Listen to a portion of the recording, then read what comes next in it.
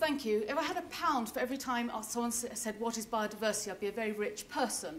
And this is also true of the British public. In a recent survey, 80% of them had no idea. They thought biodiversity was a washing powder.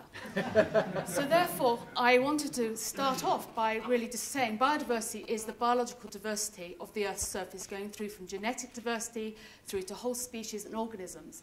And this is not, thankfully, businesses are much better at this. At a recent McKinsey survey, only 4% didn't know what biodiversity was. The other 64% thought it was very important, as important as climate change in terms of environmental, long-term environmental factors. Why? Opportunities. That's the first one. They see opportunities in terms of drugs, in terms of new food sources, and also in terms of carbon drawdown through the carbon regulation, and also increasingly through carbon trading. But they also see it in terms of the risks. And this has been very clearly shown last year from the BP disaster, where it's risks to wildlife, risks to livelihoods, and risks to reputation of the company, and ultimately risks in terms of the share price. So the question and the things we've been looking at is how can we use technologies to start to be able to calculate these risks? So here we have an ideal technology. We have the motorbike and the zebra being able to get away. But I want to present 3 ideas this afternoon that we have been working on in the Biodiversity Institute, where we want to use technology to calculate both the risks and the opportunities that biodiversity can provide to businesses. And the first one is to do with smartphones. 4 billion people now have mobile phones, and as we've heard many times in this conference, there is a large increase in the number of smartphones being bought. They're not only good phones, they're incredibly good biodiversity recording tools. So that what we're looking at is using these as an app for biodiversity sound. So here we have a bird singing. You hold up your mobile phone in the forest, and it'll tell you what the bird is. That data point will also go into Global Biodiversity Database. So here you've got the citizen winning because they know what the bird is. You've got the smartphone company winning because they're selling the app and the phone. And you've got the scientist winning. Next idea is to do with non-protected areas. 88% of the Earth's surface is non-protected. That is where most business developments will take place.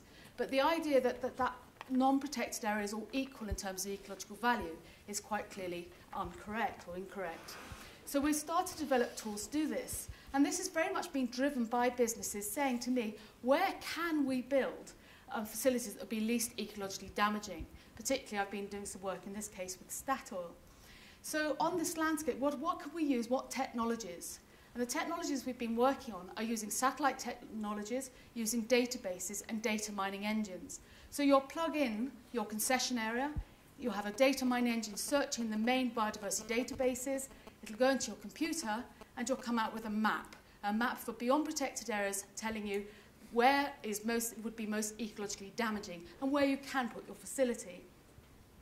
The important thing about this map is it's at a spatial scale that's relevant to businesses. So it's 1 pixel is every 300 meters.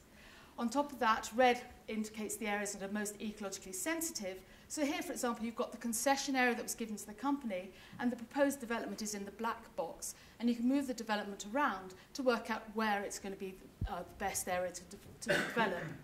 The last idea is to do with the United Nations RED programme and the whole idea of carbon-emitting countries giving money to effectively rent the tropical rainforest in carbon drawdown.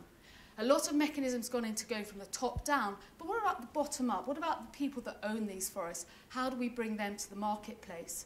So we've been developing a web-based platform whereby these people can upload their forests and directly trade with the carbon traders, the governments, and the lone individual.